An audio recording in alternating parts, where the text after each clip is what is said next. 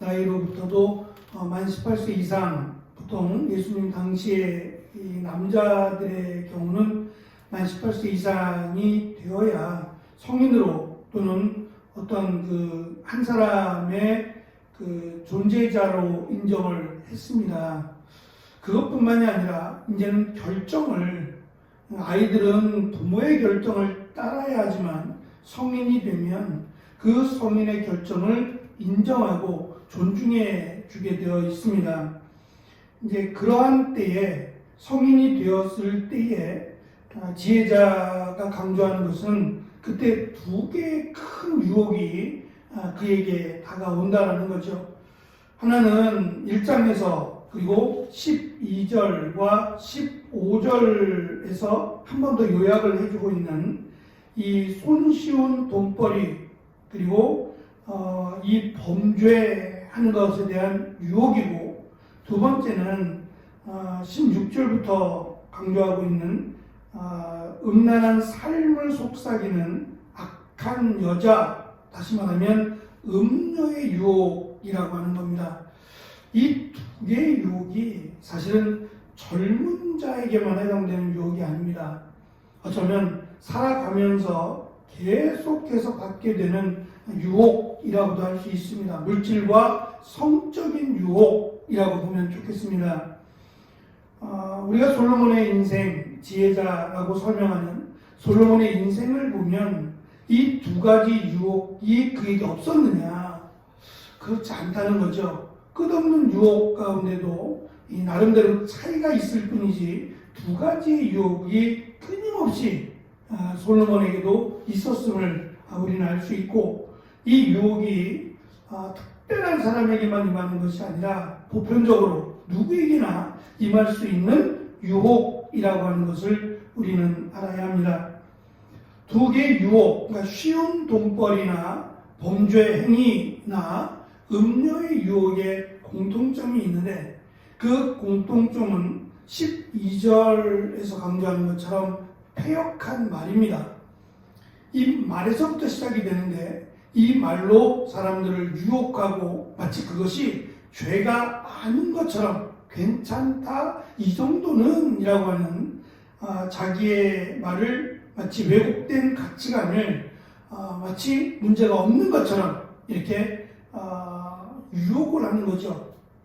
마치 거짓을 진실인 것처럼 이렇게 아주 교묘하게 포장을 합니다.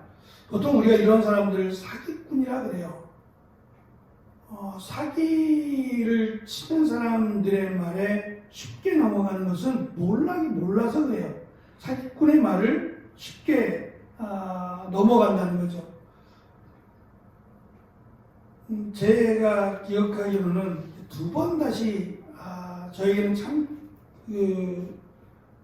잊지 못할 사건이 될 텐데, 오후에 우리가 예배가 마치고 조모임도 다 끝나고 나서 헌금을 집계하는데, 두 집사님이 이제 앞에서 헌금을 집계하시는데 누가 찾아왔어요.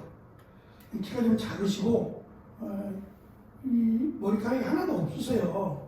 그리고 좀 빼짝 마르셨고 보기에도 참 불쌍해 보인다 싶을 만큼 어른인데, 저보다 나이가 많거나 비슷해 보이는 분인데, 그분이 찾아오셨어요.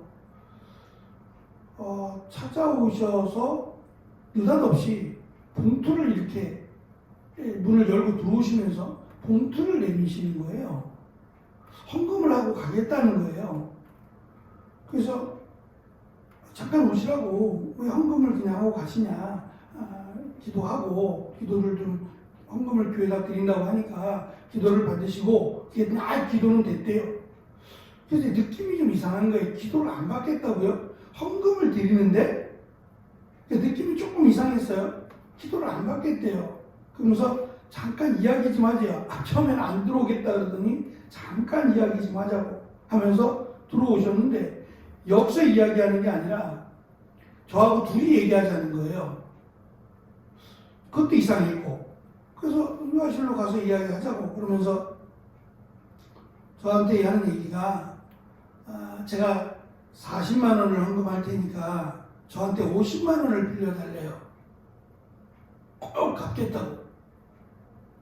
지금 제가 당장 필요해서 그러니까 40만 원을 헌금할 테니까 50만 원을 빌려달래요. 굉장히 유혹적이죠. 그냥 쉽게 생각하면 10만 원만 만들면 되잖아요. 자기가 필요한 게 50만 원이면 40만 원을 갖고 있으니까 50만 원만, 10만 원만 있으면 50만 원이 만들어지잖아요. 그런데 40만 원을 헌금할 테니까 50만 원을 빌려달라는 거예요. 그래서 죄송하지만 저는 그 10만 원이 필요해서 라고 말하면 모르지만 헌금을 놓고 거래하지 않습니다. 그러니까 목사님 그 정도도 없냐고. 그러니까 교회 돈이 아니라 목사님 개인 돈으로 내가 40만 원을 목사님을 드릴 테니까 목사님이 10만 원을, 제가 말이 안 맞는 것 같다고. 40만 원을 저를 왜 주냐고. 헌금도 아니라 40만 원을 저를 왜 주며 또 50만 원을 빌려달라는 50만 원도 없고 50만 원을 빌려달라는 게 있을 수 없다 했더니, 아니 그 정도로 나를 못 믿느냐는 거예요. 그때 가서 하는 얘기입니다. 나를 못 믿느냐는 거예요. 어떻게 믿냐고. 제가 오늘 처음 봤고, 지금 선생님의 말이 이상하지 않냐. 헌금을 드린다면 그냥 헌금을 드리는 거지. 헌금을 드릴 테니까 50만 원을 빌려달라는 것도 말이 안 되고, 교회를 놓고 뭐 딜을 하는 것도 아니고, 저는 납득이 되지 않는다 라고 하면서 40만 원을 또 놓고 가라 그러시는 거예요. 그래서 가져가시라고. 이걸 왜 놓고 가시느냐고. 헌금도 아니라면서 이거를 왜 놓고 가시려고 하냐. 결국은 가져갈 거예요.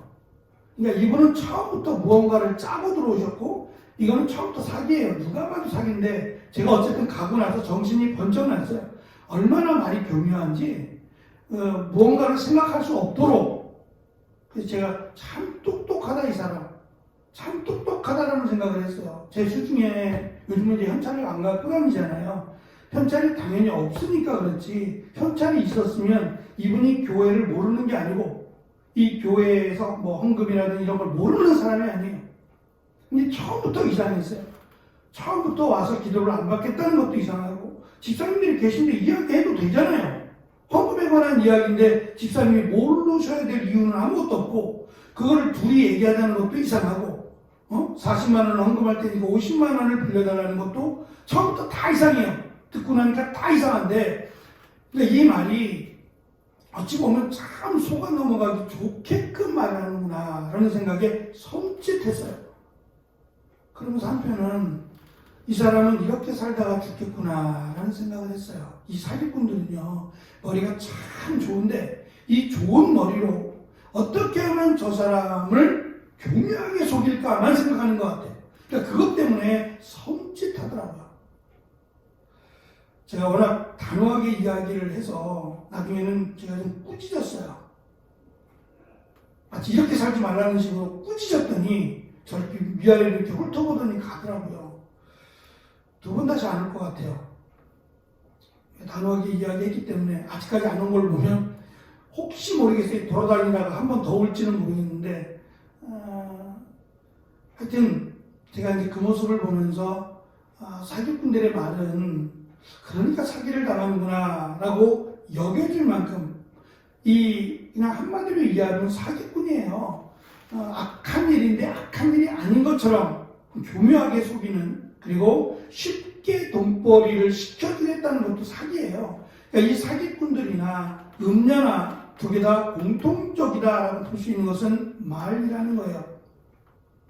이 음녀는 16절에 보면 우리 성경도 호리는이라고 되어 있어요. 이게 참 옛날 말인데 호리는 말이라는 표현을 썼는데, 이 호리다라고 번역된 히브리어 단어가 이게 참 흥미로운 얘기인데 부드럽다는 말이에요.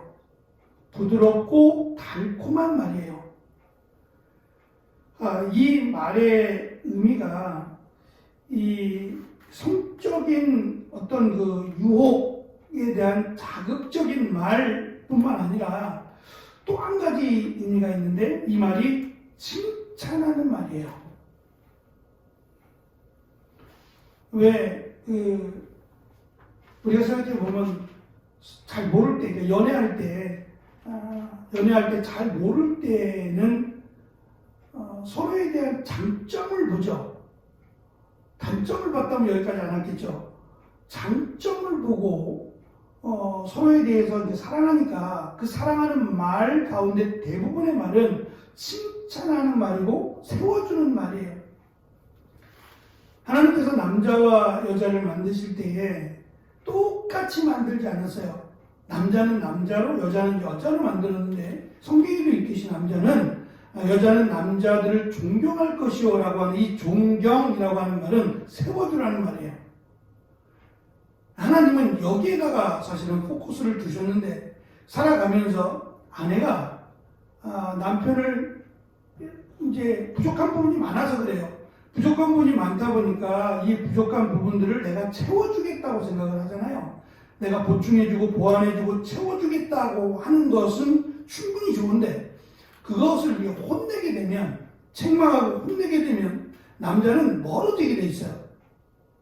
근데 그것을 좋게 안 본다는 거예요. 고마운 일인데 그것을 고맙지만 부담으로 받아들여서 멀어지게 된다는 거예요. 그런데 이 음녀들의 특징은 오늘 말씀에 있는 것처럼 이 음녀가 누구냐라고 했을 때 17절에 보면 소시의 짝, 어릴 적에 맺어준 짝을 남편을 버리고 하나님의 언약을 잊어버린 사람이에요. 그러니까 알아요.